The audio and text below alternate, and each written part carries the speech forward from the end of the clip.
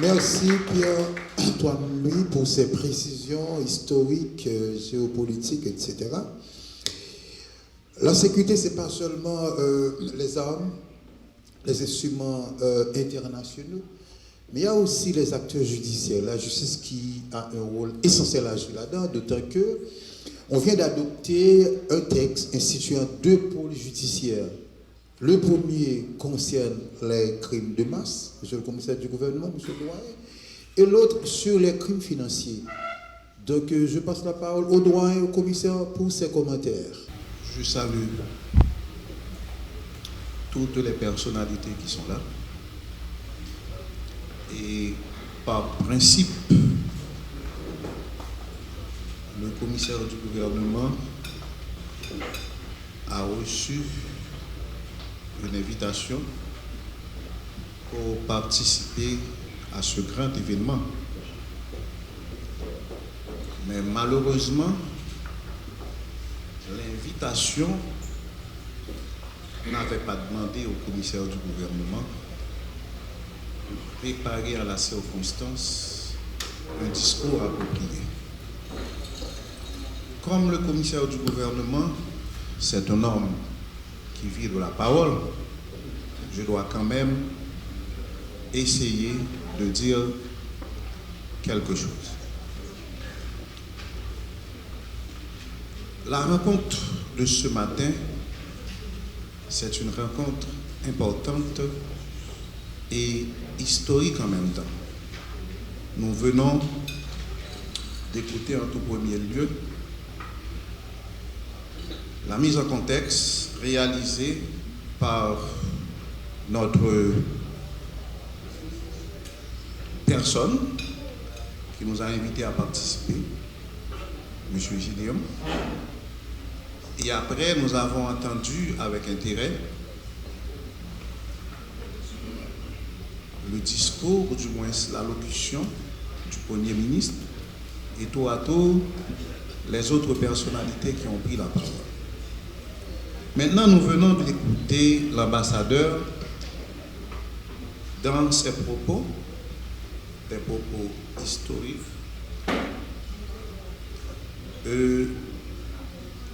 un homme vraiment qui se sentait un peu frustré et qui a apporté également, ou du moins qui a apporté également des conseils aux acteurs.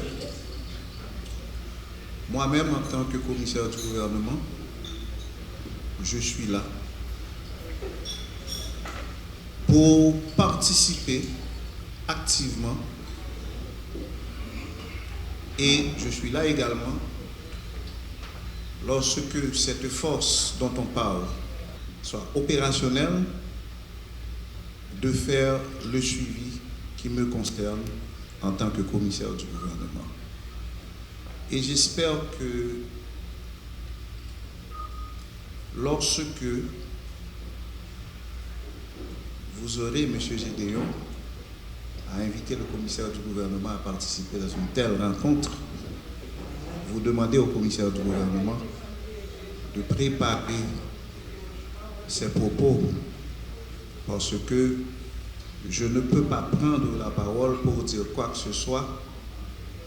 Chaque intervenant a quelque chose à dire dans la circonstance. Je vous félicite pour cette activité et j'espère que ce ne sera pas la dernière activité en ce sens. Pourquoi je passe la parole, le micro au doyen pour ses propos de circonstance. Merci. Merci, monsieur le commissaire du gouvernement, de m'avoir passé la parole. En règle générale, c'est le tribunal qui accorde la parole au commissaire du gouvernement. Oui, On a interverti le rôle. Je commence d'abord par remercier Maître Général Jean, secrétaire exécutif du cadre, comité des avocats pour le respect des droits humains, d'avoir pris cette initiative de convoquer cette réunion de la table sectorielle sur la sécurité. Je dois dire en passant que je suis à ma 4e ou ma 5e réunion de la table sectorielle. Mais Gédéon se plaît toujours à dire que le droit est beaucoup plus militant des droits humains que magistrat. Et tout à fait, ça se voit. Oui, bon, je commence d'abord par féliciter tous les participants à cette réunion. On salue la présence de toutes les personnes qui sont réunies autour de cette table, les représentants de la communauté internationale, le représentant de l'ambassade de France, le représentant du secrétaire général des Nations Unies, bien qu'il soit parti, le représentant du BINU, M. Gédéon Jean, directeur exécutif, le général Gabriel qui est là, l'inspecteur général Moreau, le représentant de l'inspecteur général, la lieutenant, l'ambassadeur Pierre-Antoine, lui, qui est juste à ma droite, qui vient de pousser un cri du cœur. Bon, ça nous rassure un peu. Bon, les organismes de défense des droits humains, le professeur Desroches, qui est à ma côté, je vous salue, professeur. Je commence d'abord par la résolution 2796 qui transforme la mission multinationale d'appui à la sécurité en force de répression des gangs. Pourquoi on est ici autour de cette table? C'est parce que depuis un certain temps, les forces de sécurité, on a comme l'impression qu'elles ont failli à leur mission. Bon, on ne va pas dire tout de suite que ces forces de sécurité ont failli à leur mission, car nous sommes en présence d'une forme de criminalité pour laquelle ces forces de sécurité n'étaient pas préparées. C'est la raison pour laquelle on est obligé de transformer la mission multinationale d'appui à la sécurité en force de répression des gangs. On doit d'abord parler de renforcement de la coordination institutionnelle en vue de recevoir ces forces, mais on doit d'abord constater que la mission de cette force de répression des gangs consiste avant tout à accélérer la consolidation des capacités nationales des forces de sécurité. La capacité des forces de sécurité nationales, que ces forces doivent travailler en synergie avec les institutions haïtiennes. On a été heureux d'apprendre que ces forces de sécurité vont travailler en étroite collaboration avec les forces locales. Mais Gédéon Jean n'a jamais raté l'occasion de rappeler que c'est avant tout au gouvernement haïtien de prendre des dispositions pour résoudre le problème de l'insécurité, car Haïti est un État souverain. Étant donné qu'Haïti est membre fondateur des Nations Unies, s'il y a un problème qui se pose au niveau de ce coin de terre, il est du devoir des Nations Unies de voler à la rescousse de cet État membre en mettant à sa disposition des forces qui doivent appuyer les forces de sécurité nationale. Et le représentant du BINU a également insisté sur l'article 1er de cette résolution qui fait obligation de respecter les droits humains. On a eu pas mal de problèmes en Haïti avec les précédentes missions qui ont travaillé aux côtés des forces de sécurité nationale. De notre côté, on doit dire en tant que magistrat qu'on est impatient de voir les termes de référence de cette mission et les règles d'engagement, car on sait qu'il y aura quand même des problèmes. Il y a des problèmes qui vont se poser dans la phase d'exécution de cette résolution, car il est avant tout question de privilégier les intérêts de la nation haïtienne. Il faut prévenir les violations des droits humains. Il sera question de violation des droits humains, car à travers l'un des articles de cette résolution, on peut constater que les forces de sécurité, en cas d'urgence, peuvent intervenir pour procéder à l'arrestation de citoyens haïtiens. Mais dans ce cas, ces arrestations doivent être effectuées dans le strict respect de la loi. Nous sommes avant tout des magistrats. Et il y a le code d'instruction criminelle qui trace la procédure à suivre avant de parvenir à l'arrestation d'une personne. Avant tout, nous sommes des officiers de police judiciaire, c'est-à-dire des personnes qui doivent intervenir au niveau, depuis la commission de l'infraction jusqu'à l'exécution de la peine ou des peines prononcées contre les contrevenants. C'est-à-dire le code d'instruction criminelle trace la procédure à suivre lorsqu'on doit procéder à l'arrestation de quelqu'un. Est-ce que ces agents qui ne seront pas passibles des tribunaux de droit commun, ils auront un statut quand même. On présume que ces gens auront un statut diplomatique. Est-ce qu'ils seront passibles des tribunaux de droit commun? On doit dire non, car ils vont bénéficier de privilèges de juridiction. Est-ce que ces arrestations seront effectuées dans le strict respect de la loi? Et lorsque les arrestations sont effectuées en marge de la loi, il revient à nous autres, en tant que garants de la liberté individuelle, de statuer. Car lorsqu'on procède à l'arrestation d'une personne en dehors des formes, en dehors des normes procédurales, le douanier, en tant que juge de l'habeas corpus, même si le fond de la question demeure intact, mais lorsque les droits de la personne sont violés, lorsque les arrestations sont effectuées en marge de la loi, c'est-à-dire lorsqu'il y a arrestation illégale, lorsqu'il y a détention arbitraire, détention illégale, le douanier, garant des libertés individuelles, il doit statuer sur la légalité de l'arrestation ou de la détention et prononcer la libération de la personne si elle n'est retenue pour autre cause.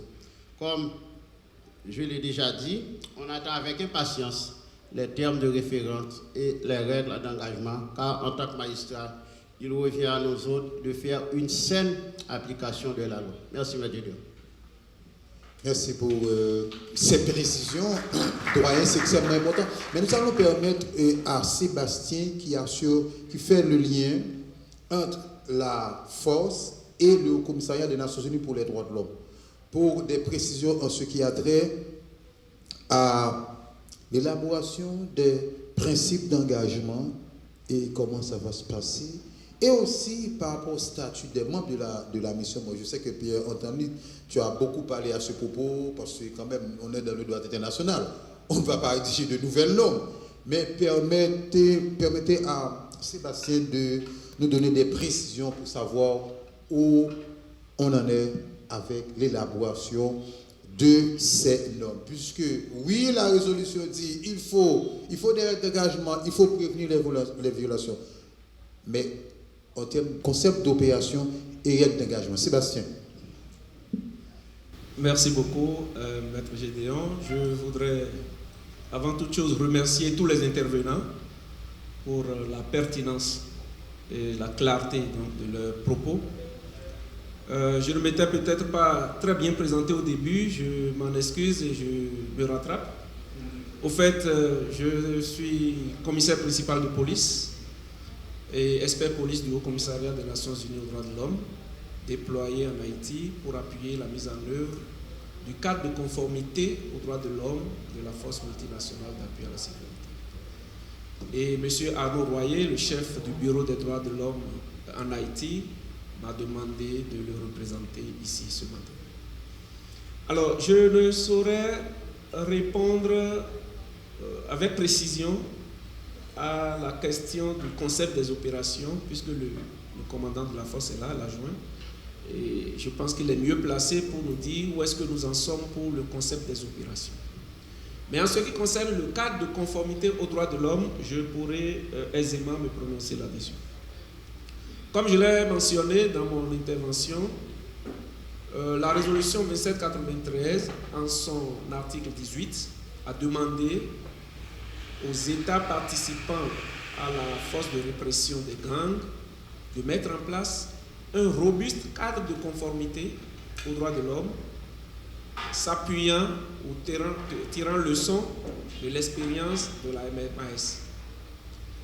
Alors, ce que nous faisons pour développer le cadre de conformité aux droits de l'homme du GSF, c'est d'abord de faire un exercice d'évaluation et de leçons apprises sur le cadre de conformité de la MSS, ce qui a été prévu, ce qui a été développé, comment ça a été mis en œuvre, quels ont été les défis, quelles sont les leçons qu'on pourrait tirer. Et ça va informer, ça va contribuer au développement du cadre de conformité aux droits de l'homme de la nouvelle force. Et cet exercice, nous le faisons le mardi prochain, ici même au Caribé, avec différents interlocuteurs, y compris la force elle-même, la police nationale haïtienne, des membres de la société civile, le Haut Commissariat aux droits de l'homme et d'autres entités qui ont contribué à la mise en œuvre du cadre de conformité aux droits de l'homme de la MMAS. Donc c'est à l'issue de cet atelier du mardi prochain que nous allons entamer véritablement le développement du cadre de conformité aux droits de l'homme de la force de répression des gangs. Et comme vous l'avez certainement vu dans la résolution, l'idée du cadre de conformité aux droits de l'homme, c'est de s'assurer que les opérations de cette force sont planifiées, conduites et évaluées dans le strict respect des droits humains. Voilà ce que vise à faire le cadre de conformité et voilà là où nous en sommes dans son développement. Mais pour le concept des opérations, je préfère laisser la parole au chef des opérations, enfin aux représentants de la force, pour se prononcer là-dessus. So, Commander, I don't know if you want me to translate a bit for you, because there is a question regarding the concept of operation. So where do we stand with that and the rules of engagement?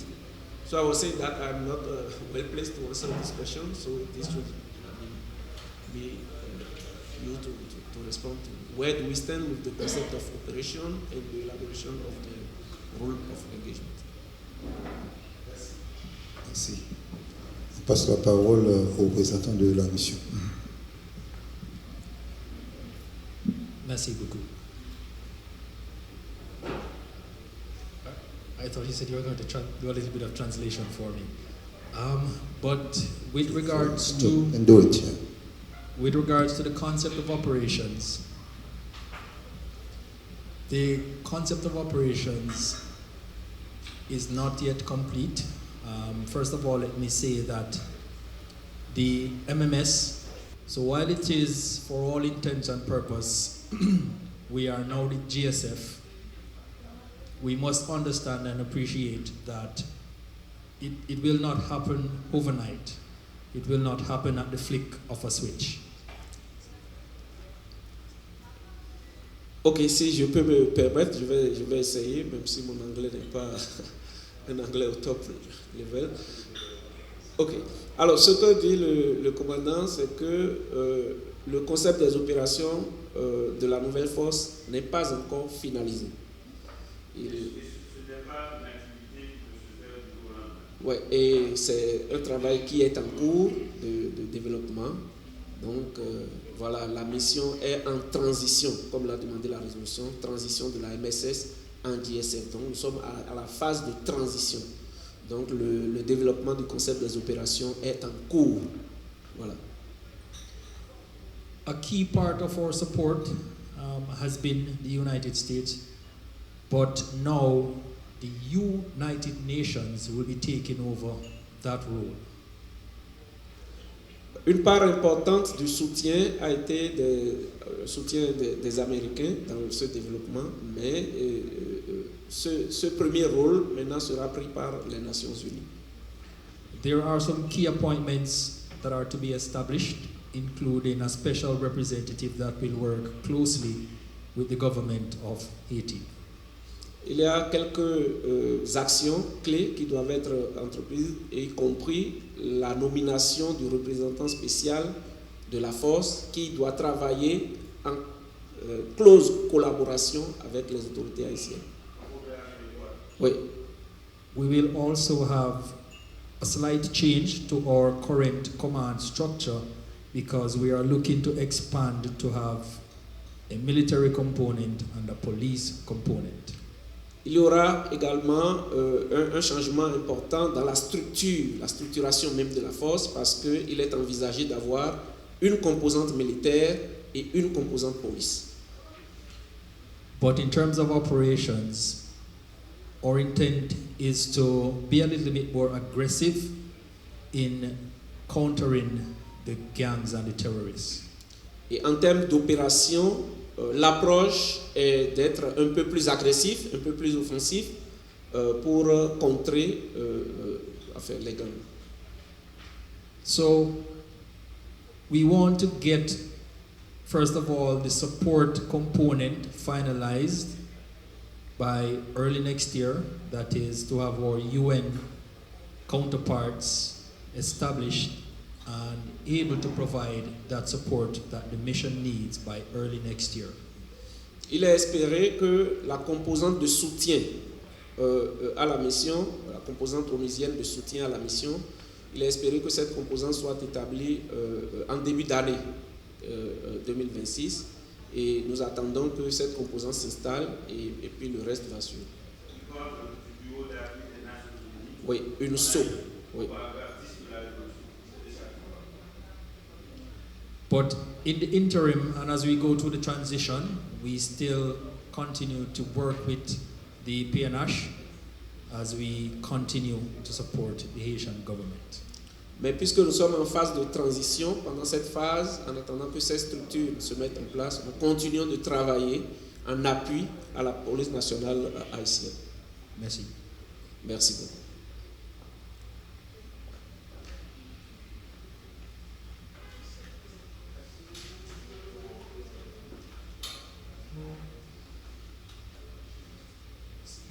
Merci beaucoup. Mais comment... Ah, ok. Merci. Allez, vous avez la parole. Merci.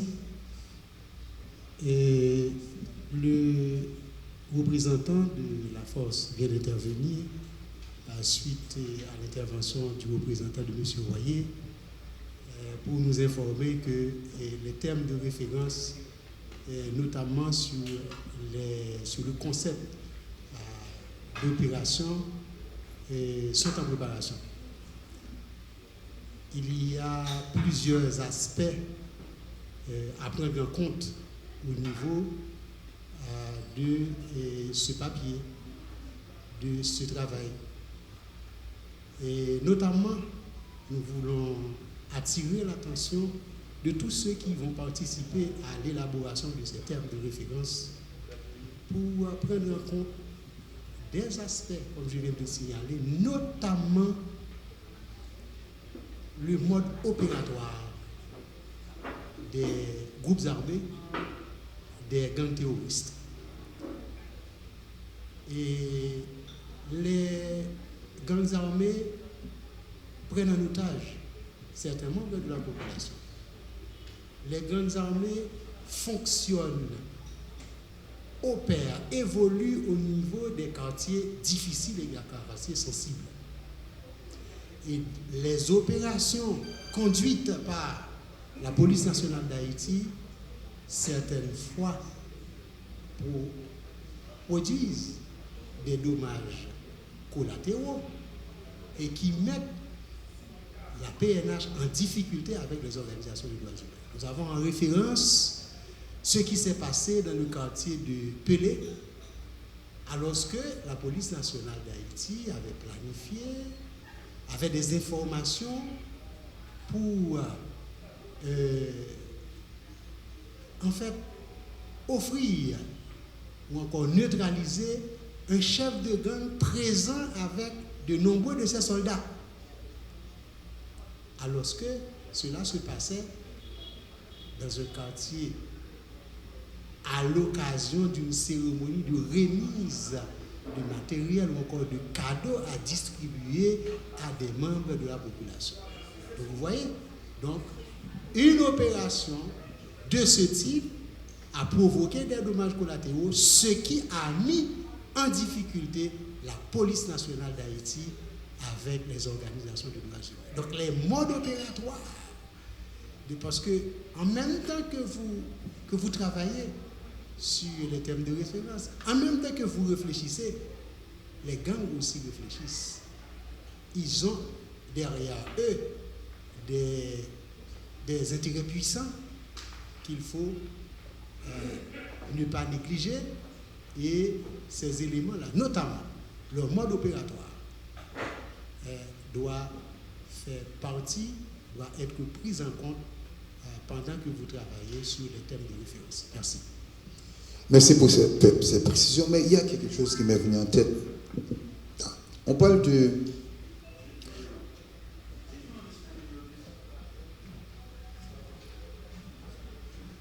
la translate for him. Do you want to translate for him? Okay.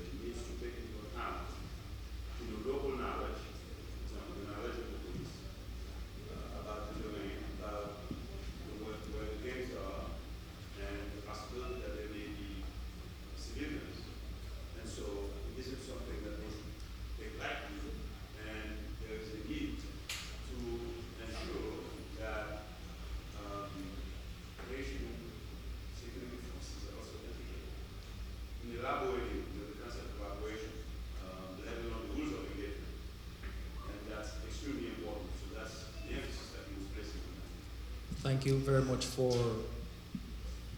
the additional information. I got some of it, but please bear with me, ladies and gentlemen. I am learning my Haitian Creole as I go along. This is a very good lesson for me. But just to elaborate a little bit on the rules of engagement, if you may please assist me with the translation. Just to elaborate a little bit on the rules of engagement, this is a very important point raised by my counterpart. And so that is one of the roles of the special representative, and it is to ensure that there is communication and coordination between the government, the HNP, and the armed forces of Haiti. Alors, il remercie l'ambassadeur pour l'aide qu'il a apportée à comprendre davantage le message. Il est dans le processus d'apprentissage de son créole encore.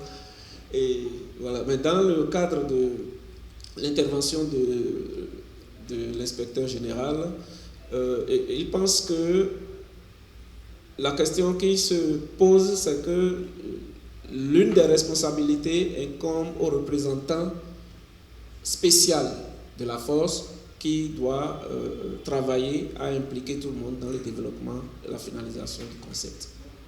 We are very much aware and tracking that there are indeed some peculiarities with regards to the Haitian culture, and we are very mindful of those.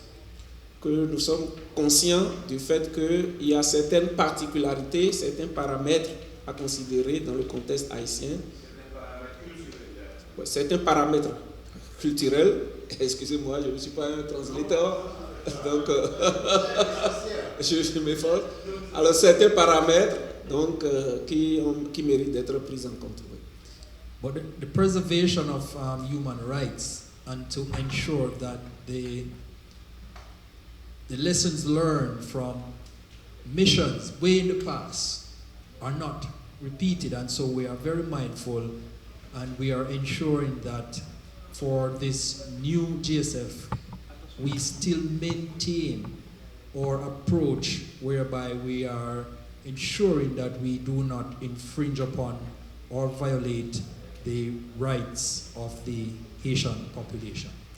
Donc nous sommes pleinement conscients de ces aspects et nous savons également que des missions précédentes, des opérations précédentes avaient pu causer beaucoup de violations, beaucoup de torts, et nous pensons faire en sorte que les mêmes erreurs ne se répètent. Merci, monsieur. Merci. Merci beaucoup, mais revenons sur une chose très intéressante. Sur la table sectorielle, ça concerne deux entités fondamentales, ce sont les institutions chargées de la sécurité et les organisations de droits humains.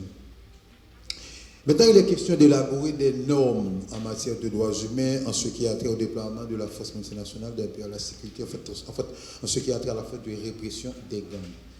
Et je sais qu'on a de CGLA. Comment comprenez-vous que l'international est de cette dynamique d'élaborer les normes sans une implication vraiment des organisations de droits humains? Pourquoi je reviens avec cela? C'est important parce que, comme vous aviez pu Antoine lui et d'autres parmi vous, il y a des normes préétablies qui régissent le fonctionnement de toute mission multinationale ou mission onusienne déployée. On ne va pas inventer les normes. On ne va pas pouvoir juger un militaire étranger par devant la justice nationale. Non, c'est déjà réglé. OK? Maintenant, pour nous autres, comment, tout en respectant le droit international, parce qu'il faut rappeler qu'Haïti est membre des Nations Unies, donc la résolution, membre fondateur, merci, à travers Émile Saint-Lô, donc comment tout en respectant le droit international, comment tout en respectant le principe servant et pacta sut servanda, à savoir le respect de la parole donnée en droit international public et tenir compte des particularités haïtiennes. Donc je pense que dans ce processus, Jocelyne Kola, c'est-à-dire la réunion de mardi prochain, comment penser à impliquer les organisations de droits humains, voire les experts ici, pourquoi pas, dans ce processus? Et Sébastien, c'est une question, bien sûr, parce que vous faites le pont, le lien entre la nouvelle force et le Haut Commissariat des Nations Unies. Gendarme, le gardien du respect des normes de l'ordre international dans le cadre de la mise en place de cette nouvelle force. Merci beaucoup, Maître Gédéon. Alors, je vais repréciser encore une fois notre mission, ce que nous faisons au niveau de la force. J'ai parlé du cadre de conformité aux droits de l'homme. Et ça, c'est une demande du Conseil de sécurité. Et que fait ce cadre? Ce cadre veille à ce que, 1, la doctrine de la force soit conforme au droit international des droits de l'homme. C'est-à-dire tout ce qui sera développé, concept des opérations, règles d'engagement, directives d'usage de la force, SOP, tous, l'accord du CI, c'est le premier élément. Ça, donc tous ces éléments doivent être conformes au droit international des droits de l'homme. C'est pour s'assurer que voilà, la force, dans sa doctrine, ne commence pas déjà par avoir des provisions qui vont à l'encontre du droit international. Ça, c'est le premier aspect. Le deuxième aspect, c'est le personnel. Et il y a un mécanisme qu'on appelle la sélection du personnel. Screening and selection. C'est de s'assurer, et les États membres, je crois que quelqu'un a parlé tout à l'heure je crois que c'est le Premier ministre qui a parlé de cette conférence qui aura lieu en début décembre à New York, des États qui vont contribuer. L'une des responsabilités des États qui vont contribuer, c'est de s'assurer qu'il y ait une bonne sélection du personnel à être déployé ici, pour qu'on n'envoie pas ici des gens qui ont des antécédents vis-à-vis des droits humains, des gens qui ont, dans le cadre en fait, de leur profession par le passé, été auteurs de violations de droits humains. Mais le cadre de conformité dans le cadre de conformité, nous avons également un aspect que nous appelons engagement avec la communauté. Parce qu'il faut absolument qu'il y ait ce trust building, ce rapport de la culture de la confiance avec la population. Et ça, la MSS a commencé avec notre soutien, c'est de faire en sorte que ça puisse continuer, pour que régulièrement la MSS puisse rencontrer les gens de les membres de la communauté, y compris les organisations de défense des droits de l'homme, les associations de défense de femmes, les associations de défense des droits des enfants, les membres de la communauté, pour échanger sur leur mission, ce qu'ils font, les cas d'allégations reçues, comment est-ce qu'ils l'ont traité, ainsi de suite. Voilà le rôle que nous jouons et nous pensons que ça va continuer avec la GSF. Mais c'est l'atelier du mardi prochain qui est un atelier d'évaluation et de leçons apprises qui va nous permettre d'alimenter la suite de ce cadre de conformité. Voilà ce que je peux répondre. Merci. Merci Sébastien. Arnold Antonin, le micro-baladeur s'il vous plaît pour Arnold Antonin, qui a réalisé le film de M. Dessalines, Pierre-Antoine Luyien. Dessalines. Oui, Arnold. Merci, mon général.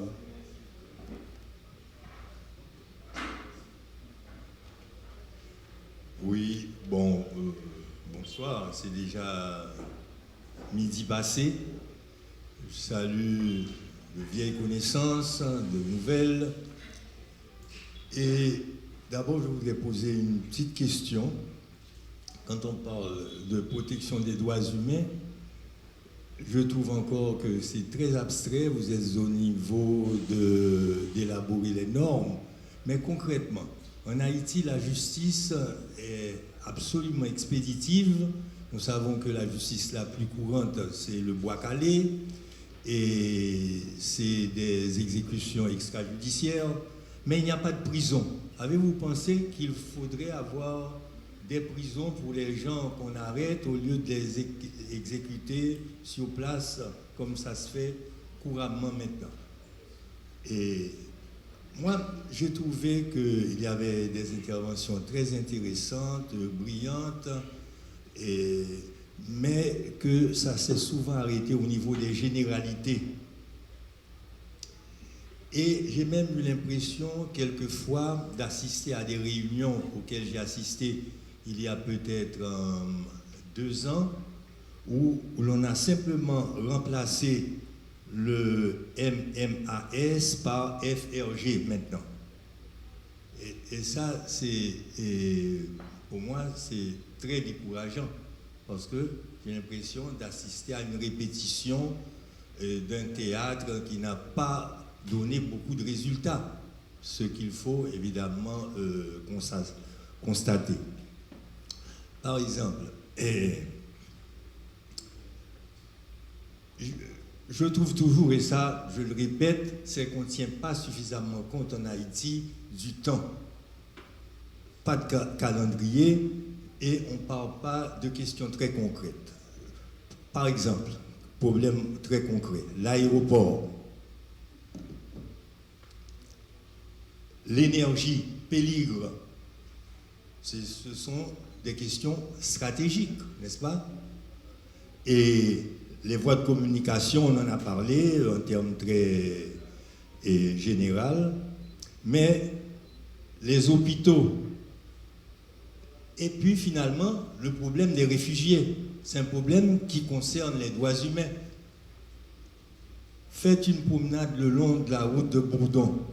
Tous les trottoirs se sont transformés en camps de réfugiés. Mais c'est des camps indignes.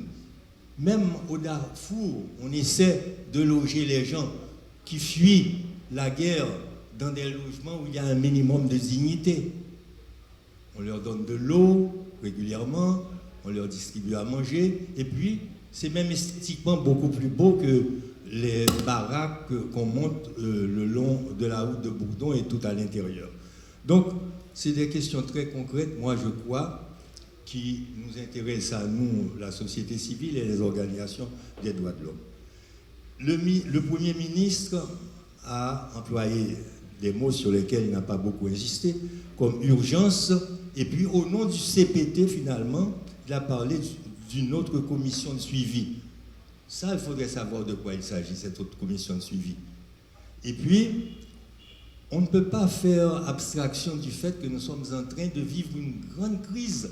Je comprends que vous vous intéressez, vous ne voulez pas entrer dans l'actualité immédiate, dans la conjoncture comme elle est, mais plutôt vous occuper du moyen et du long terme. Mais cependant, personne ne peut échapper à la réalité actuelle qui est une crise politique majeure entre le Conseil présidentiel de transition, entre la primature et la communauté, les grands acteurs, les grands ténors de la communauté internationale que sont les ambassades, en particulier des États-Unis et du Canada. Donc, et quoi encore? Le Premier ministre donc, a parlé de volonté politique et il nous a présenté un programme, n'est-ce pas? Réorganiser et moderniser les forces de sécurité, renforcer la coopération triangulaire. Il aurait été intéressant parce que la dernière fois, le représentant de la police a parlé des difficultés qu'ils avaient de coordonner leurs actions avec les représentants de l'armée, par exemple. Bon, de toute façon, le Premier dit qu'il va s'en occuper. Et puis, lutte contre la corruption. Oh là là, ça, c'est pas nouveau. Redonner à l'État et son autorité, et puis investir dans la jeunesse. C'était les 5 points que lui, il a présenté comme cadre. Mais il va faire ça dans les 2 mois qui lui restent, ou bien c'est un programme pour plusieurs années? C'est des questions qu'il faut se poser, sinon on reste... Et c'est comme si on était dans une autre planète. Donc, les discours qui sont intéressants, qui soulèvent des questions intéressantes, et bien ces discours, par ce cadre général, perdent de leur pertinence et deviennent pratiquement... ça n'a pas été le cas, mais ça peut devenir des discours creux également. Beaux discours, mais finalement vides de sens et d'influence sur la réalité. Donc, je félicite encore Gédéon de ces initiatives, mais je crois que vu ce que nous vivons en Haïti, nous tous d'ailleurs, que ces moments doivent être des moments pour se pencher sur la réalité concrète et sortir avec des propositions concrètes. On ne peut pas échapper, on ne peut pas faire la politique de l'autruche, on ne peut pas échapper à la gravité de l'heure. Mais ça existe depuis très longtemps, c'est grave depuis très longtemps, mais ça devient plus grave en fait. Ça devient plus grave du point de vue de la sécurité. Je sais qu'il y a des efforts héroïques de la part des policiers partout, d'ailleurs ils en paient le prix, mais on ne peut pas dire que l'insécurité n'augmente pas, puisque les territoires qui n'étaient pas touchés auparavant sont l'Artibonite, le plateau central, l'Ouest. Donc, les voies terrestres sont encore entre les mains des gangs. Donc, voilà. Et je m'excuse si je ne voulais pas jeter de pierre dans la mare, mais j'ai eu envie de partager avec vous ces réflexions. Voilà. Excusez-moi. Merci beaucoup. Merci Arnold Antoné et Jacob. Merci Arnold. Alors là, on va accorder la parole au professeur Ronnie Desroches. Alors, à professeur Ronnie Desroches. Ça fait plaisir de te revoir, Ronnie.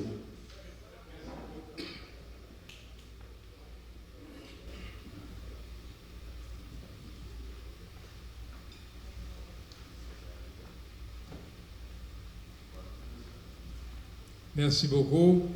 Je voudrais d'abord remercier M. Gédéon et le cadre pour cette invitation.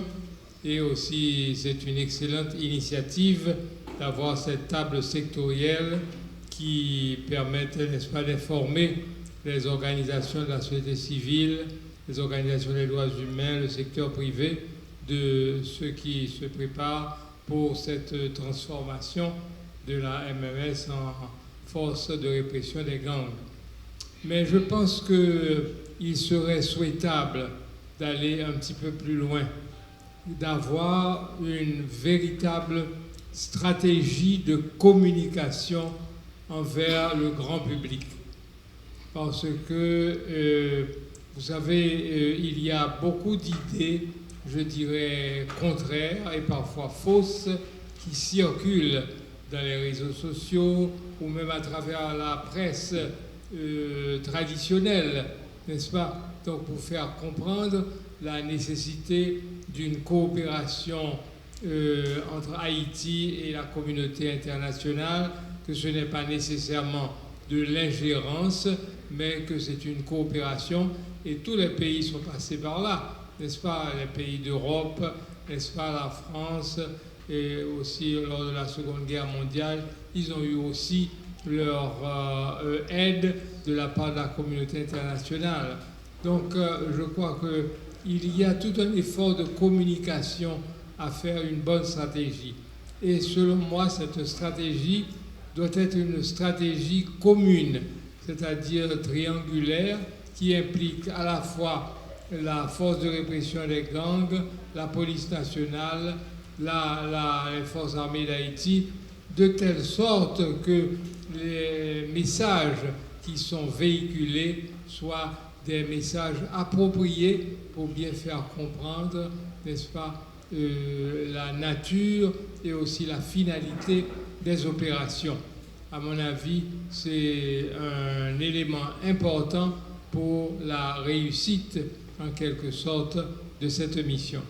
Le deuxième point que je voudrais faire, je profite, n'est-ce pas, de la présence des représentants de la police nationale, c'est parce que je crois que nous devons travailler pour le long terme, pour éviter que les gangs se reconstituent dans les quartiers, dans les zones périphériques et autres, n'est-ce pas? Je crois que nous devons avoir une police de proximité. Je me réjouis que dans le projet de nouvelle constitution qui était en circulation il y a quelque temps, on avait inclus la police communale. Malheureusement, ce projet, n'est-ce pas, n'est plus d'actualité vu qu'on ne parle plus de révision constitutionnelle. Mais je crois qu'il faudrait penser sérieusement à constituer une police communale, c'est-à-dire une police qui soit en mesure d'être en contact avec tous les leaders sociaux, que ce soit les leaders religieux, les leaders, les responsables d'école et autres, pour savoir ce qui se passe dans la communauté, n'est-ce pas, afin de déjouer, n'est-ce pas, les complots ou autres qui sont ourdis contre la population. Je crois que c'est absolument important. Je sais que l'OEA a beaucoup travaillé sur la police communautaire, mais à mon avis, il faudrait que cette police communautaire atterrisse dans une police communale qui puisse véritablement aider la population à avoir un climat de sécurité. En tout cas, je souhaiterais qu'une fois... Et alors, par rapport à ce problème de police communautaire, de police communale, il y a un point extrêmement important sur lequel nous avons réfléchi, nous autres, au niveau de l'initiative de la société civile, c'est qu'il nous faudrait un plus grand nombre de communes. Nos communes sont trop peuplées. Par exemple, dans l'aire métropolitaine, la moyenne de la population d'une commune, c'est de 500 à 600 000 habitants. Comment voulez-vous avoir, n'est-ce pas, la sécurité? Comment voulez-vous avoir l'assainissement dans les communes de 500, 600 000 habitants? N'est-ce pas, c'est trop grand. Il faut que ce soit des communes. Et non seulement ça permettrait d'avoir la sécurité de proximité, ça permettrait d'avoir l'assainissement, mais je crois aussi que ce sera le lieu où le citoyen pourra se construire, parce que, n'est-ce pas, pour qu'il se sente appartenir à une communauté où il a des droits, où il a aussi des devoirs. En tout cas, je souhaite qu'on réfléchisse sérieusement à cette police communale et aussi à une nouvelle configuration de nos communes pour qu'il y ait un sentiment d'appartenance. J'espère que le cadre va prendre ce thème pour un de ses prochains ateliers de réflexion. Merci beaucoup. Merci, professeur Deroche, avec le support de l'initiative de la société civile. Madame Gouk, merci. Allez-y. Bonjour tout le monde, je suis Marina Gouk du comité de coordination de l'ISC. Félicitations au CORD, à son directeur exécutif et ses partenaires. Ma préoccupation est celle-ci. Est-ce qu'on peut avoir quelques éléments qui peuvent nous prouver que la force de répression contre les gangs sera vraiment différente de la force MSS? Parce qu'elle est quand même basée sur des contributions volontaires aussi. Donc, qu'est-ce qui peut me donner un espoir quand même? Parce qu'après 1 an et demi, il y avait beaucoup d'espoir lorsque l'ancienne force est arrivée. Donc, qu'est-ce qui peut nous prouver qu'elle sera vraiment différente? C'est ça ma préoccupation. Merci. Très bonne question. Donc, Sébastien, à vous, monsieur le représentant de la FRG. La question est à vous. La question? Non, mais c'est à vous. C'est à vous de l'international, les Nations Unies. Non, je reprécise chaque fois à Maître Gédéon. Je sais rester dans mon cadre. Donc, sur ces questions, je n'ai pas d'éléments. Non, mais c'est fondamental la question de Madame Gouk. On a eu la MMAS. Donc, pour mettre la MMAS en place, on a pris plus d'un an pour mettre la MMAS en place. Maintenant, on a constaté que les résultats escomptés n'ont pas été obtenus. Donc, on a transformé la MMAS en force de répression des gangs. Et quand nous lisons la résolution, c'est encore une force multinationale. Et deuxièmement, ce sont ces mêmes États qui sont appelés à contribuer à cette force. Donc, sa question, qu'est-ce qui va faire toute la différence? Pas parce que dit la résolution, mais par rapport aux résultats escomptés. C'est une question fondamentale. Donc, ce n'est pas à moi de répondre, c'est à l'ONU qui a autorisé. C'est vrai que ce n'est pas une force onusienne, mais c'est l'ONU qui a autorisé. Et puis maintenant, à la force de répression des gangs de répondre. Ce n'est pas à moi.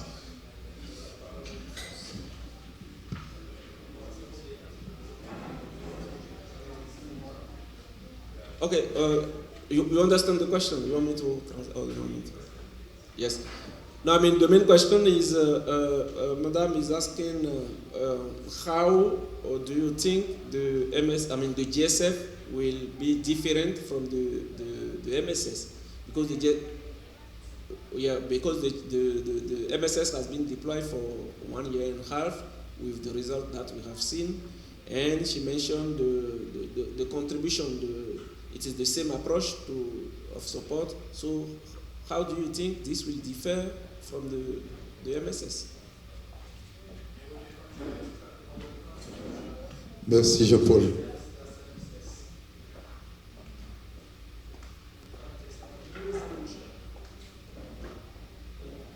Merci. So, I mentioned earlier that there were some lessons learned. The MSSM was a first of its kind mission. If you could just assist me, please, Sebastian, with the translation. Ok, je fais ça au fur et à mesure. Le commandant dit qu'il y a quand même des leçons apprises par rapport à l'expérience de la MSS. Et le premier élément qu'il voulait souligner, c'est que c'est la première mission du genre, pour ce qui concerne la MSS, c'est la première mission de ce type, l'unicité donc, de ce déploiement. C'est ça qu'il souligne en premier lieu. Oui.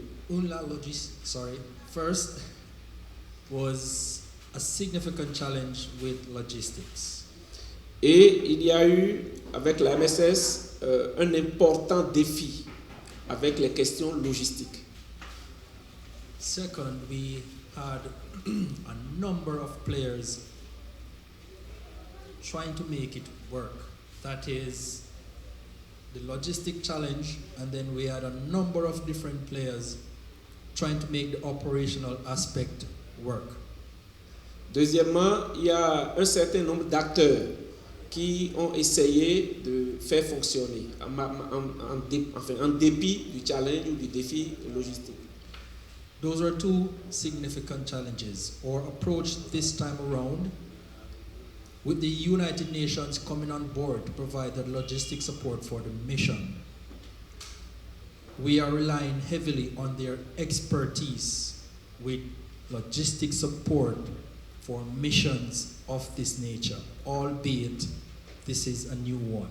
But the closest we've come to this is the United Nations type peacekeeping and peace operation, the peace operations, which the UN has a lot of experience in.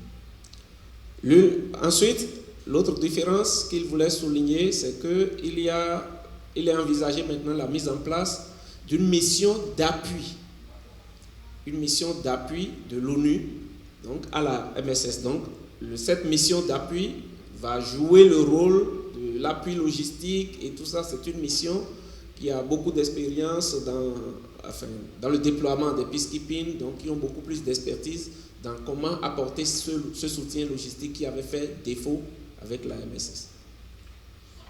In December, we're looking to start our force generation. And our approach to force generation is to be more holistic with the different actors and the different elements to execute the operational side of the mission. So instead of the piecemeal approach where we have a lot of different actors, we are trying to get groups that are already synced and operating together to make the commitment, to make the pledge to come and help with this mission. Un autre élément, c'est qu'en décembre, le déploiement, la génération des forces va commencer et que l'approche qu'ils veulent mettre en place maintenant, c'est de s'assurer que du personnel déjà opérationnel, travaillant ensemble avec une certaine spécificité, soit déployé au lieu juste de déployer des gens qui viennent se construire sur place. So those are two of the main things that we would have changed in an effort to ensure that we become more effective with the new GSF. Donc, selon le député, enfin l'adjoint commandant de la force, voilà 2 ou 3 éléments qu'il envisage pourront permettre de faire la différence avec la nouvelle force de suppression des gangs. Merci, madame. I'm not sure if that answered the question. I'm hoping it did. Il espère, il n'est pas sûr d'avoir répondu à la question, mais est-ce que ça donne satisfaction? Merci. Et on va vers... Mon interrogation se renferme dans la même question que Mme Goug. Et au moment de répondre, M. Sébastien a eu une certaine hésitation. Est-ce que cette hésitation est l'expression de la même interrogation que Mme Goug? Parce que lui, il paraît qu'il a un certain doute aussi. Et je pose la question aussi aux représentants de la FRG. Et déjà, au cours d'une intervention de M. Mbaka, il disait, au niveau de l'Artibonite, du département de l'Artibonite, la force est déjà en opération. Donc, il est certainement prévu une certaine transition entre les membres qui vont venir et l'actuelle partie qui est en opération. Comment cette transition est-elle prévue de faire? Et qu'est-ce qui, d'après le représentant qui est là, fait que pour lui c'est un peu différent parce que là où nous sommes, nous avons l'impression qu'il y a une fougue pour combattre les gangs. Et eux, quand ils étaient venus, ils avaient aussi la même intention, la même fougue. Qu'est-ce qui peut faire la différence? Merci. Ok, je vais répondre à la question qui me concerne et puis après je traduis celle qui concerne le député. Non, je n'hésite pas du tout. J'ai commencé par dire, d'abord, je suis un homme en uniforme, donc je respecte bien ce qui m'est demandé. Je ne suis pas qualifié pour répondre aux questions de finance, de logistique, donc je ne peux pas m'aventurer. Donc comprenez ma démarche. Je suis ici en tant que représentant du Haut Commissariat des Nations Unies aux droits de l'homme, donc pour parler des questions de conformité aux droits de l'homme. Ça, c'est ma mission. Donc s'il y a une question qui n'est pas dans ce cadre, souffrez que je ne puisse pas m'aventurer pour parler de comment ce sera financé. Je ne suis pas ça. Now, the question of the representative of the HNP is, you mentioned that the MSS is already in the Artibonite and people are already deployed there. So how do you think the transition will be operate with people who are already there and the new mission? And at the beginning of the mission, there was this ambition to engage. Do they still have the same ambition, or how do you think this will be facilitated? So the intention is for the countries that are already deployed to either confirm or increase or rearrange their current deployment. That's the first thing. So while we do have persons already deployed in Artibonite, when we fully transition to the GSF and the CONOPS is finalized, by that time, certainly I will know what changes will have to be made, if any, to the current disposition, that being us having forces in Artibonite. En gros, ce que dit le commandant, c'est que pour voir concrètement les changements entre le dispositif actuel et le dispositif futur de la GSF, il faut absolument le concept des opérations qui va déterminer la nouvelle articulation et tout. Donc, sans que ce concept des opérations ne soit finalisé et autres, il serait difficile de se pencher là-dessus.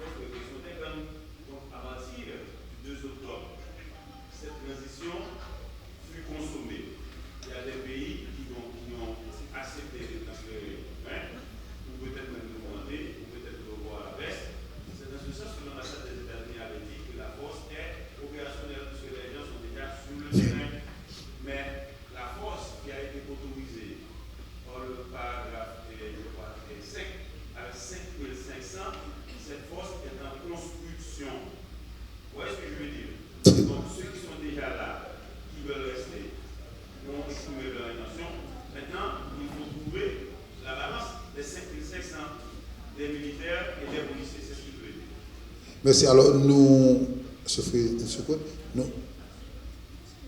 I wanted to confirm that cleared up the question. Or was there a second part? Was there a second part to the question? Si vous êtes satisfait de la réponse, en fait. It's good. Ok, on est un peu bousculé par le temps, oui. Donc maintenant, j'accorde la parole à Diego Derrien, qui est un expert international qui travaille pour International Crisis Group. Yeah. Take the floor, please, sir. Merci beaucoup, Gédéon, et merci pour tous les organisateurs de cette table ronde qui est extrêmement importante. pour parler de détails qui sont importants, et je suis vraiment d'accord avec M. Antonin. Parfois, il faut aborder des détails qui sont parfois un peu sensibles, mais c'est important d'avoir une perspective de ce qui va se passer dans les prochains mois et pourquoi, par exemple, cette force pourrait être différente de la MSS. Tout le concept de cette nouvelle mission a été élaboré précisément pour venir à répondre à deux problèmes fondamentaux. Problème de fond, problème de logistique. Le Kenya avait estimé que la force qui avait été approuvée en 2023 allait coûter plus ou moins 600 millions de dollars par an. Jusqu'ici, il n'y a que les États-Unis et le Canada qui ont fait de contributions significatives pour cette force, mais de toute façon, on a vu que du but de 2500 personnes, il n'y a que 991 qui ont pu être déployés sur le terrain, et que dans les faits, ce ne sont que les contingents kenyans qui vont au combat. Il y a différents problèmes, mais bien sûr, c'était l'incertitude au niveau financier qui a empêché des pays, parce qu'au moins 9 pays ont exprimé leur volonté de contribuer des forces, mais comme il n'y avait pas un mode de financement c'était tellement imprévisible qu'ils n'étaient pas prêts à déployer leurs hommes sur le terrain, leurs hommes et femmes sur le terrain, sans les logistiques et les fonds nécessaires pour avoir une certaine certitude des opérations. Donc cette nouvelle force, elle a un mode de financement hybride. Certes, il y a une partie de la force, à savoir les salaires du personnel déployé, qui devront venir de contributions volontaires d'États membres de l'ONU, mais le gros des finances va être, disons, appuyé par ce bureau d'appui. Ce bureau d'appui de l'ONU ne fait pas de cette mission une mission onusienne, c'est juste que la mission multinationale va être appuyée par les logistiques de l'ONU qui normalement sont déployées dans des missions de l'ONU partout dans le monde. Ce qui va faire que cette force va avoir de la logistique pour pouvoir être une force décentralisée. Jusqu'ici, à cause du manque de moyens, la force dirigée par le Kenya n'avait que leur centre d'opération dans l'aéroport et 3 bases décentralisées. Une à Delma, à côté de Delma 6, l'autre à l'académie de police et une autre à Pont-Sondé. L'idée maintenant, c'est de réussir à avoir des bases d'avancée avec ce mode de financement qui va être un peu plus prévisible. Aussi, la deuxième grande différence, c'est que cette force, comme ça a déjà été évoqué ici, ne va pas être une mission dirigée par des policiers, mais par des militaires. Donc cela a une conséquence claire, c'est que bien que les contingents sont pour le moment, les contingents sur le terrain sont intégrés dans la nouvelle force, il se peut qu'il y ait un renouvellement quasi complet de la force, parce que ça va être une force offensive, militaire, et pas seulement en soutien à la police. Et qui va compter, non pas avec ce but de 2500, mais de 5500. Il y a des réalités du terrain, c'est que la police haïtienne et les forces armées n'ont pas suffisamment d'effectifs pour être actifs sur tous les fronts de bataille. C'est pour ça que aussi ceux qui ont planifié cette nouvelle force se sont dit il faut venir en appui aux forces de sécurité haïtiennes, mais il faut également pouvoir faire des opérations offensives indépendamment. L'accord 3 avril qui a institué le gouvernement l'année dernière, le gouvernement de transition, établissait, il me semble que c'était dans son article 25, que le gouvernement devait établir un Conseil national de sécurité pour servir comme un interlocuteur stable et, disons, focalisé exclusivement sur comment gérer les forces de sécurité qui sont sur le terrain et donc demander une aide qui soit appropriée aux besoins sur le terrain. Nous pensons à Crisis Group que c'est quelque chose d'extrêmement important d'avoir une institution qui ne dépende pas des aléas politiques, qui soit une institution stable avec des experts nationaux qui connaissent les besoins du terrain et qui ne sont pas le haut commandement de toutes les forces de sécurité haïtiennes, sont extrêmement sollicités par les besoins quotidiens de réponse rapide aux menaces de sécurité. Un Conseil national de sécurité qui puisse venir et établir un plan de sécurité nationale et qui puisse être un interlocuteur qui dise aux partenaires internationaux, voilà ce qu'on a, voilà notre plan, voilà ce qui nous manque. Et dans nos conversations avec beaucoup de partenaires internationaux, ils nous disent aussi, il nous manque ce genre d'interlocuteurs qui nous disent quel est le plan. Et c'est pour ça que parfois il y a certaines tensions avec des acteurs haïtiens qui disent il y a des plans qui sont faits malgré nous. Mais il y a un besoin d'une coordination des forces de sécurité. Le Conseil national de sécurité, d'ailleurs, il a été créé par un décret en décembre, mais jusqu'ici, il n'y a pas eu de personnes qui ont été nommées à ces postes. Voilà, c'était quelques déclarations que je voulais faire. Merci beaucoup. Ok, bien entendu.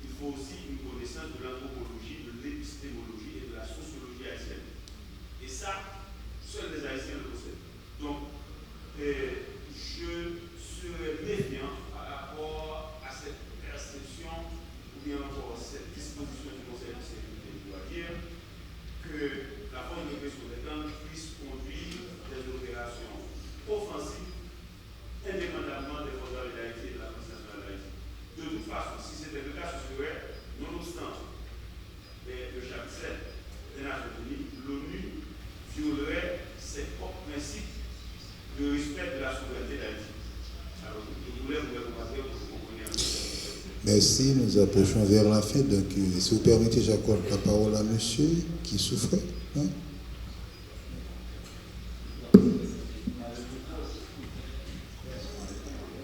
Merci. Merci, Diego.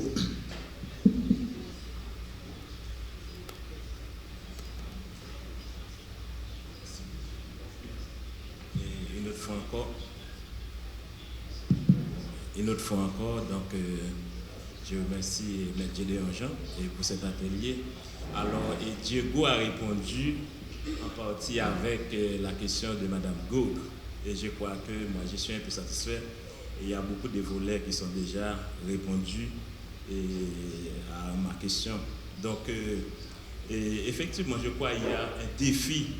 Il y avait 3 défis. Un défi financier, un défi logistique et un défi humain. Mais Pierre-Antoine, donc les défis humains restent toujours debout. Donc, les pays qui manifestent jusqu'à présent leur volonté pour participer à la mission, à cette mission, ce sont ces pays qui faisaient partie de la MMAS. Donc jusqu'à présent, il n'y a pas d'autres pays qui manifestent leur volonté. Bon, on ne sait pas. Donc il faut préciser aussi, il y a un précédent dans la question des missions en Haïti. Donc la question des choléra, ça a laissé un goût amer dans certains pays contributeurs à la MINUSTAH. Donc jusqu'à présent, je pense que c'est cette cause qui permet ou bien qui motive, si je peux dire, donc certains pays à être réticents pour participer dans cette mission. Donc je ne crois pas qu'il y aura que la force de répression des gangs va être différente de celle du MMAS en ce qui a trait aux défis humains. Donc, merci.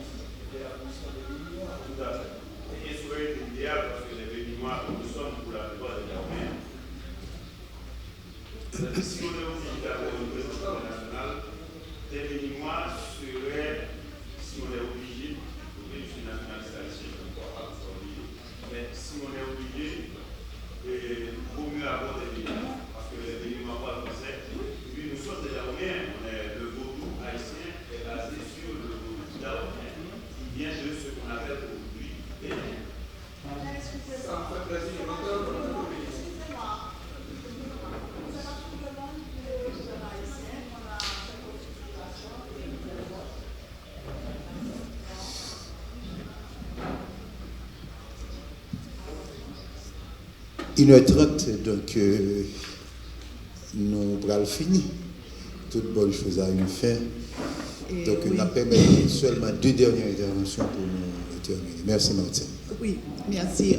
Je voulais rebondir sur les déclarations du professeur, c'est ça? Oui, tout d'abord, j'aimerais avoir une, disons, clarification. Est-ce que c'est pas sur demande du gouvernement haïtien qu'on a cette nouvelle configuration de cette nouvelle force? Ça, c'est la première chose. Et mon autre préoccupation, et j'aimerais m'adresser, je crois qu'il y a des représentants de la PNH et de l'armée qui sont là. Est-ce que dans la première partie de la table sectorielle qu'on a eue, lors des différentes réunions, rencontres, que ce soit la PNH ou les forces armées, ils ont fait état de tous les défis qu'ils ont eu à confronter à partir de la MMAS. Oui, mais maintenant, avec la force FRG, est-ce qu'ils pensent, puisque tout au début des interventions, il a été vraiment souligné que la sécurité doit être personnelle et collective. Est-ce que les représentants des forces haïtiennes pensent qu'à partir de cette nouvelle force, que vraiment le problème de sécurité va être vraiment adressé et pour ne pas dire résoudre?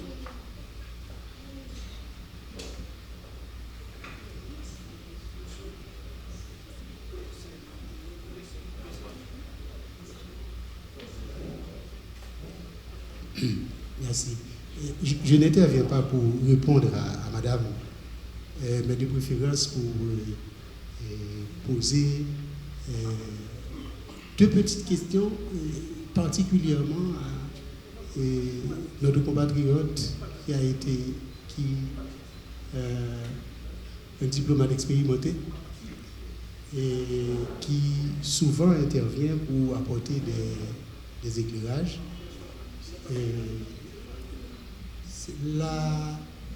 Dans l'intervention je ne me souviens pas de son nom, il parle de financement hybride pour ne pas, dans l'exercice pour comprendre est-ce que la mission intérieure n'est pas identique à celle de maintenant. Il a parlé de financement hybride, contribution volontaire des nations et bureau d'appui. Et ensuite, il est question ce que nous comprenons, d'une mission indépendante, pas vrai, d'action politique en Haïti. Là, je pose la question à Pierre-André Henry pour lui demander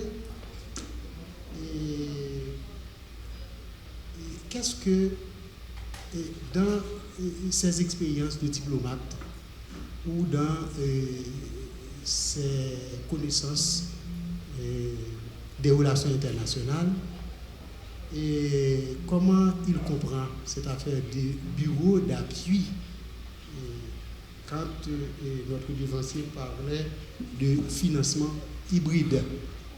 Et en deuxième lieu, quand on parle de mission indépendante, d'action politique interne, et dans quel pays il y a déjà ces expériences, une mission indépendante, une mission qui intervient indépendamment de la politique interne? Est-ce que vous en avez des expériences de ça? Merci. Pour ne pas perdre de temps, en attendant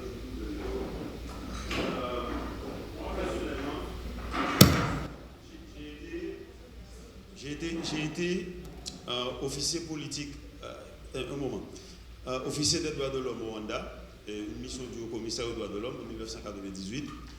Et j'ai été dans une mission d'observation de l'ONU en Sierra Leone en 1999. D'ailleurs, j'ai été enlevé par des rebelles le 4 août 1999. J'ai été à la mission des Nations Unies au Kosovo et j'ai été à la mission des Nations Unies au Burundi et encore assistant spécial au secrétaire général adjoint pour les questions humanitaires en Côte d'Ivoire pendant 2 ans et demi. Donc j'ai participé à 5 missions de maintien de la paix.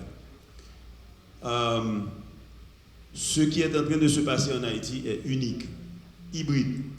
Maintenant, il a existé dans d'autres contextes, par exemple l'ECOMOG au Libéria et aussi en Sierra Leone, où dans le cadre de l'Union africaine, le Nigeria, le géant du continent et de l'Afrique de l'Ouest, avait les moyens pour fournir une force d'interposition au Libéria et en Sierra Leone avant que cette intervention du Nigeria ne fût transformée en de véritables missions de maintien de la paix de l'ONU. Maintenant, en Somalie également, il a existé une mission de l'Union africaine, soutenue à un certain point par l'ONU parce que nos frères et sœurs africains ont eu des difficultés financières. Maintenant, ce qui se passe en Haïti, là, dans mes expériences, est hybride, sans précédent. La raison est vraiment politique. Okay? Premièrement, quand les 3 à 8 US Marines sont venus en Haïti en 1914, ils ont subtilisé, volé, okay? Ils volaient un coffre-fort dans la Banque de la République d'Haïti. Et puis 8 mois plus tard, à la faveur des bêtises de ce pays, okay, nous avons permis aux Américains de nous occuper pendant 15 ans. Okay? 15-34 pendant 19 ans. Donc tout ça a laissé des séquelles. Maintenant, depuis 1986, nous sommes dans une bamboche. Et dans cette bamboche, pratiquement depuis 1991, Haïti est sous une forme de tutelle internationale qui ne dit pas son nom, bien que le conseil de tutelle n'existe plus. Okay? il y a 6 organes dans l'ONU. C'est le seul organe qui n'existe plus parce que, juridiquement parlant, de juré, il n'existe plus de pays sous tutelle. Mais s'il existe un pays qui est sous tutelle actuellement dans le monde, qui ne dit pas son nom, c'est Haïti. Ok? Allez demander à Frissal Foljean et les WhatsApp de l'ambassadeur canadien qui devait être déclaré persona non grata. Donc, c'est nous les Haïtiens, madame, qui, le 7 octobre 2022, le Conseil des ministres avait autorisé le Premier ministre Ariel Henry de solliciter un appui international armé. Le lendemain, le 8 octobre, ok, le 8 octobre, cette demande, Ariel Henry achemina cette demande au secrétaire général des Nations Unies. Ce qui indique, au niveau diplomatique, que l'approche du gouvernement haïtien avait été coordonnée avec les États-Unis et les Nations Unies. Et M. Guterres a acheminé cette demande favorablement au Conseil de sécurité et toutes les tergiversations qu'il y a eu entre les États-Unis et le Canada. Okay, le Canada avait désisté. Et le feuilleton États-Unis-Canada, ainsi de suite. Finalement, le Kenya a accepté. Donc, dans cette situation, il faut bien comprendre la communauté internationale. Okay? La faute est la nôtre. Donc, à cause de toute cette situation, les gens avaient compris ce qui s'est passé avec la MINUSTAH, l'introduction du choléra en octobre 2010, après le tremblement de terre. Et aussi, nous devons admettre que pendant la MINUSTAH a été opérationnelle à partir du 1er juin 2004. Et il fut dissout le 15 octobre 2017. Donc pendant ces 13 ans, 4 mois et 15 jours, nous, Haïtiens, n'avions pas consolidé les acquis de stabilisation et de sécurité. Il faut le reconnaître. Donc, de ce fait, les Chinois et les Russes au Conseil de sécurité disent, premièrement, le 25 avril 2025, lors d'une réunion du Conseil de sécurité, le représentant chinois avait dit « Les Haïtiens doivent cesser de croire que la communauté internationale doit régler tous leurs problèmes. Il revient aux Haïtiens de se gouverner, de bien se gouverner. » Et puis il a dit une deuxième chose extrêmement importante. Il avait dit, il ne faut pas, citation, que le fait qu'Haïti et les États-Unis se trouvent dans la même région constitue une malédiction pour Haïti. Et réglant ses affaires géopolitiques et géostratégiques avec les États-Unis, le représentant chinois avait dit 100% des armes proviennent, et nous le savons, des États-Unis. Bon, certainement le comportement malhonnête des Haïtiens, surtout au sud de la Floride. Donc, à cause de toutes ces considérations, et pour régler leur compte géostratégique et géopolitique avec les États-Unis, la Chine et la Russie n'avaient pas voulu avoir une mission, une opération de maintien de la paix classique de l'ONU. Pendant les 14 ans de la MINUSTAH, 13 ans de la MINUSTAH, 13 ans et demi, il n'y eut pas de problème financier. Donc, c'est dans ce sens qu'on a trouvé une formule hybride pour répondre aux considérations politiques, parce que Ariel Henry non plus, les dirigeants haïtiens ne voulaient pas avoir sur eux, pour la postérité, qu'on dise dans l'histoire d'Haïti qu'ils avaient invité des étrangers à venir tuer des Haïtiens. Donc l'affaire a été concoctée en ce sens-là. Donc c'est pourquoi on s'est retrouvé avec la mission multinationale d'appui à la sécurité. Maintenant, pour répondre à la question de madame et à l'interrogation du policier, le premier paragraphe, 1A, le premier paragraphe de la résolution 2793 a établi que le déploiement de la force de répression des gangs, les questions de personnel, comme le disait M. Darine, devraient être financées à travers des contributions volontaires. Là, il n'y a aucun changement avec la mission multinationale d'appui à la sécurité. Souffrez que si le Kenya avait supposé que pour 2500 policiers, il fallait 600 millions de dollars, pour 5500 militaires et civils, paragraphe 4 de la résolution, il faut plus que le double. 1,2 milliard et plus, puisque ce n'est même pas le double, c'est le double plus 500. Donc, ne serait-ce que pour l'année initiale, pour déployer la mission, parce qu'il y a des coûts initiaux qui sont quand même considérables. On ne va pas cantonner les gens uniquement. Et de toute façon, on doit cantonner 5500, et il faut aussi des bases avancées. Ça va coûter de l'argent. Où est-ce qu'on va trouver cet argent? Okay? On ne connaît pas la réponse, mais on va dire ceci.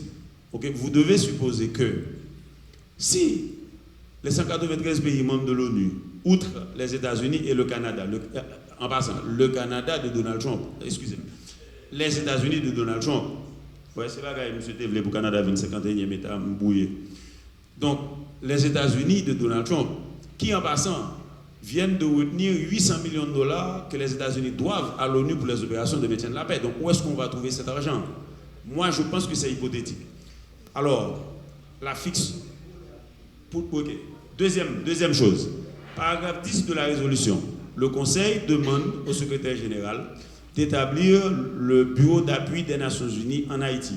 Ce bureau est censé aider la force de répression des gangs il devait fournir un appui opérationnel et logistique et dispose de 6 mois pour se procéder. 6 mois entre le 2 octobre et le 2 avril, 6 mois à partir du 2 octobre, ça vous met au 2 avril.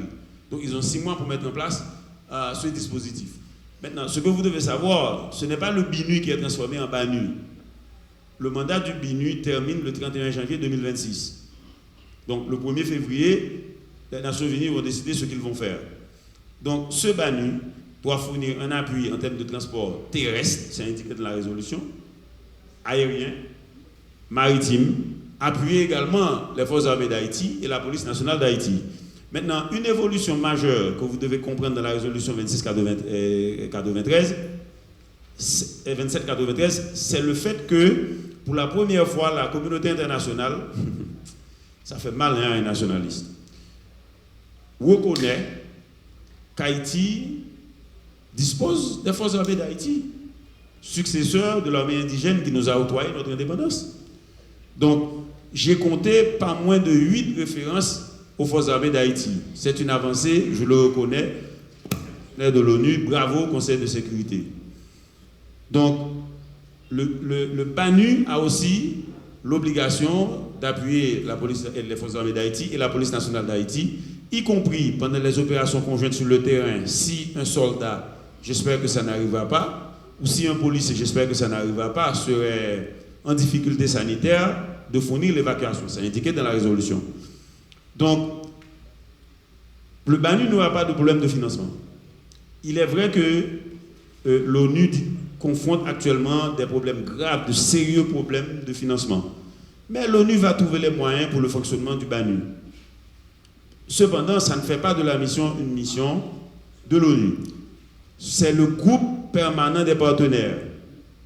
Le Bahamas, le Canada, El Salvador, les États-Unis, le Guatemala, la Jamaïque et le Kenya. Alors je le faisais par ordre alphabétique. Donc vous devez comprendre que le GPP sera contrôlé par les États-Unis. Je suis un ancien diplomate américain, je le sais. Donc c'est ce GPP qui va sélectionner, c'est ce que dit la résolution. Ok? Si je ne me trompe, au paragraphe 7, parce que nous avons une résolution par cœur, qui va sélectionner le représentant spécial pour la force de répression des gangs et le commandant de la force. Et c'est ce même GPP qui sera responsable des orientations politiques, des orientations stratégiques. C'est ce même GPP qui va identifier les éléments. L'ONU ne dispose pas de forces armées. Et qui va aussi chercher l'argent. Et le président et le secrétaire d'État, ministre des Affaires étrangères des États-Unis, Marco Rubio, a déjà indiqué que, en marge de la réunion des ministres des Affaires étrangères du G7 à Niagara, au Canada, qu'il existe une équipe qui est en train de travailler sur la question. Les États-Unis sont disposés à financer la FAG jusqu'à la fin de l'année. Du reste, il va falloir que les autres pays y contribuent. En même temps, il y a l'Organisation des États américains qui dispose de sa feuille de route pour la paix et la stabilité en Haïti. Et le BANU doit aussi collaborer, coordonner pour assurer une certaine cohérence, n'est-ce pas, de l'appui international. Le BANU doit collaborer avec l'OEA. Et le paragraphe 10 de la résolution, je vous invite à en jeter un coup d'œil, élabore tout ça. Donc, tout ça là, si Haïti n'existait pas, il faudrait l'inventer. Tout ça, c'est à cause, 1, de l'échec des élites haïtiennes, 2, de notre réticence à accepter que nous avons tellement mal géré ce pays, nous n'avons pas gouverné ce pays d'ailleurs, que nous avons substitué même la sécurité de ce pays aux étrangers. Donc, le problème n'est pas la faute de l'ONU, c'est la faute à nous. Ces gens, si vous lisez la résolution, et la résolution tente de répondre à toutes nos préoccupations. Et je suis quand même un ancien fonctionnaire de l'ONU, je dois vous expliquer que dans la conception même de ces missions-là, dans la sélection des gens, l'ONU fait de grands efforts pour ne pas envoyer des gens qui vont, si vous voulez, violer des petits garçons, violer des petites filles, et ainsi de suite. Mais les êtres humains sont des êtres humains. Les êtres humains vont faire ce qu'ils vont faire. Et autre chose, l'accord de siège, the Status of Forces Agreement, there is a template. Il y a une formule. Je le dis pour mon frère jamaïcain. There is a template. The template will not vary. It will not change. OK? L'accord de siège. Il y a une formule consacrée. Ça ne va pas changer. Les policiers et les soldats qui arriveront ici auront un statut quasiment diplomatique. Une immunité diplomatique. Toutes les bavures qu'ils auraient commises, ils peuvent être expulsés pour être jugés dans leur pays. Mais ils ne seront pas passibles de poursuite devant les juridictions haïtiennes. Et j'anticipe déjà votre question. Si Haïti n'accepte pas, il n'y aura pas de force de répression des gangs. OK? And then I'll just say it in English for my Jamaican friend. The Status of Forces Agreement, there is a template. Okay? It exists already. You just put the name of the country and, you know, the exigencies, the requirements are the same. If Haiti doesn't accept that if a member of the gang suppression force commits a violation of law, okay, or human rights violation, Haiti will not be able to prosecute him or her. He or she will be sent back to his or her country, which, if it wants, will prosecute him. And if Haiti doesn't accept it, there will be no gang suppression force. So the best way for Haiti to avoid all of this is to take control of Haiti. It's to govern Haiti 222 years after our independence. Thank you very much. Merci beaucoup.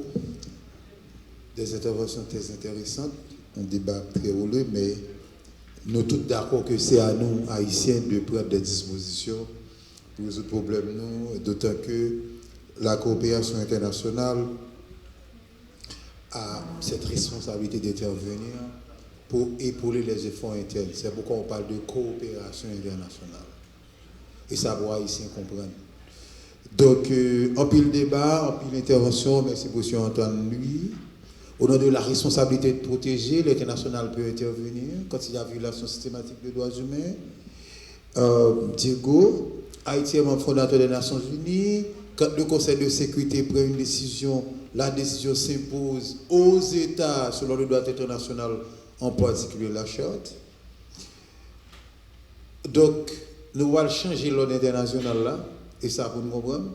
Pas comme un soldat qui peut venir dans force ou pas le cas juger par devant les tribunaux nationaux, non, c'est le droit international qui veut que c'est la caille pour juger. Donc il faut qu'on soit plus intelligent. Bien sûr, c'est le droit international au sens global. Maintenant, la question, qu'allons-nous faire en tant qu'Haïtiens? Donc, on a prêté plein de temps de la résoudre pour nous, s'il t'a résolu pour nous, de missive en 92-93, Antoine lui a ajouté à nous plus que 10 missions multinationales. Okay? Et ça, pour nous comprendre tout, dans le contexte actuel, c'est réaffirmer monsieur a battu dans le Conseil de sécurité pour intérêt pareil. Chinois va un haïtien, monsieur va un haïtien. Voilà, il a utilisé pour résoudre le problème avec les Américains. Pas que les gens qui ont des gens. Et ça, pour haïtien, juste comprendre. Si ce qu'on a dit, c'est blanc, blanc, et pas blanc, c'est où ça fait. Ok? Donc, on a nous-mêmes, nous avons intérêt pour nous exiger que l'autorité nous font gestion saine de nos ressources. Parce que pendant que nous avons des blancs pour police, nous ne pouvons pas dépenser le budget. Nous dit nous ça dans figure nous. Nous avons demandé blancs cop, mais nous ne pouvons pas dépenser le budget. Nous avons ton budget de guerre, ça nous va avec. Imposition des roches. Donc, moi,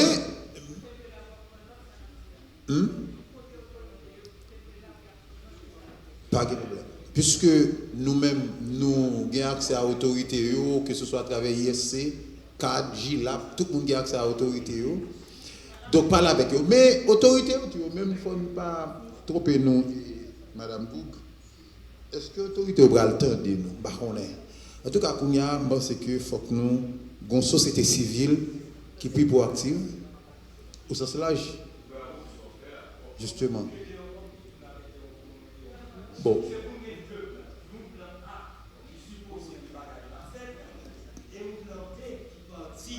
De expérience passée nous, au lieu de 2000, nous voyons 1200, au lieu de beaucoup moins. Donc, il faut nous gagner hypothèse ça. Et non, quand hypothèse ça, il faut force de sécurité nationale, il faut mettre le Conseil national de sécurité en sous-pied, son exigence qui pour sortir de là. Et deuxième bagaille, chaque fois par là qu'étranger, aux haïtiens pas un plan de sécurité. Il faut nous faire plan de sécurité vraiment pour nous.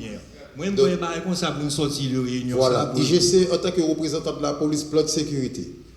Monsieur le général, plan de sécurité. Il faut nous exiger ça à la caille. Parce que nous-mêmes, bon, dis-le bien parce qu'on n'aime pas exposer la sécurité. Voilà. Donc, c'est pas tant de blanc pas fait pour nous, parce que moi-même, moi, je suis professeur de droit international public, moi, je rejoins mon pays, développer l'autre pays. C'est l'autorité politique. Bien sûr. Le ministère de l'économie et des finances a pas de parle. La stratégie nationale de sécurité est un tout. Elle est transversale. Regardez, ouais, et j'en suis nous va sur le trottoir, de sécurité nationale liée. Donc c'est le tout. C'est pourquoi ce n'est pas juste une affaire des forces de sécurité. C'est pourquoi, ok, moi j'ai déjà participé à l'élaboration, ok, de la stratégie nationale de sécurité des États-Unis en tant que diplomate américain. Donc c'est une approche transversale. Ok, Haïtien a tendance à penser que les forces d'armée d'Haïti et la police en particulier peuvent brûler pour les problèmes de sécurité de ce pays. Non. Quand on arrive au niveau de la police et des forces d'armée, ça veut dire que ça signifiera que la question est tellement grave qu'on est obligé de recourir à la force. Mais en amont, les secteurs politiques doivent avoir des politiques publiques dans le pays. Premièrement, la stabilité politique. Mais il y a une composante politique à la sécurité nationale, à la stratégie de sécurité nationale. On ne va pas demander aux forces armées à la police de définir, n'est-ce pas, la stratégie nationale de stabilité. Tout à fait, c'est pourquoi je dis, Haïti n'a pas un problème de sécurité. Ce n'est pas la sécurité qui est un problème. Haiti does not have a security problem. Haiti has a governance problem. Ok, Haïti n'est pas gouverné.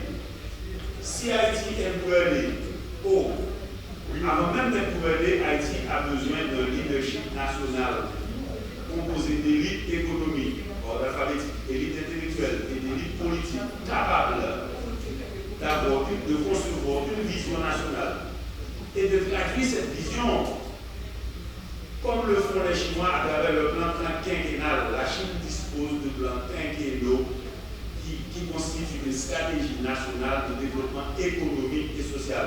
Haïti en a besoin sur au moins 25 ans.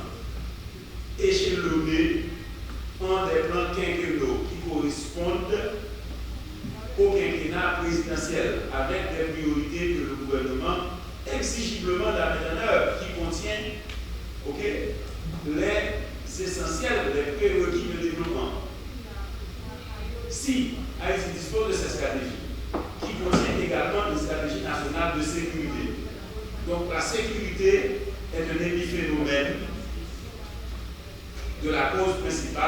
d'abord, les élites haïtiennes n'ont pas fourni la vision adéquate pour gouverner Haïti. Puisque les élites haïtiennes, les gens comme moi, nous sommes mauvaises, since the Haitian elite do not accept responsibility for Haiti, on a mis la guerre et les Kenyans, it is not governed well. Donc, l'absence de gouvernance politique adéquate qui conduit en permanence à l'instabilité, c'est ça qui est le problème. Donc, de ça, nous avons engendré l'asphyxie économique, une économie que nous acceptons d'être asphyxiée. Il n'existe pas en Haïti de plan de politique de substitution. Haïti dispose, nous sommes en train de parler de sécurité là. Le premier aspect de la sécurité, c'est la gouvernance. Haïti dispose de tous les ingrédients pour produire du ciment. Dans le monde, la pierre de la disponible.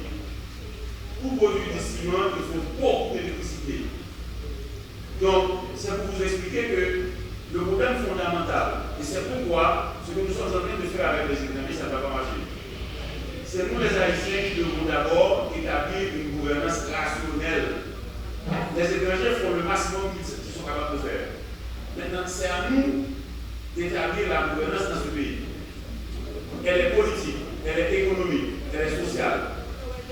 Et tous les autres aspects sont tributaires de la façon dont nous gouvernons le pays au niveau politique. Vous pouvez aller chercher tous les experts, le staff moniteur du programme du Fonds monétaire international, les soi-disant experts de la Banque mondiale, tous ces gens-là sont venus ici. Et le grand service que Trump a enlevé à Haïti, il a dissous USAID. Donc maintenant, nous sommes obligés de régler ce problème. Donc, une fois que je suis en train d'expliquer aux étrangers qu'il existe des gens qui réfléchissent dans ce pays. Et nous savons que le problème, ce n'est pas l'armée, ce n'est pas la police. Le problème, c'est la politique, ce sont les élites comme moi, comme Gédéon, qui déjà fait sa contribution actuelle. Merci d'avoir obligé de camper là et merci pour vos intérêts. Donc, la table sectorielle, c'est un mécanisme permanent. On va poursuivre les réflexions, on va échanger et vraiment, et merci à chacun de vous.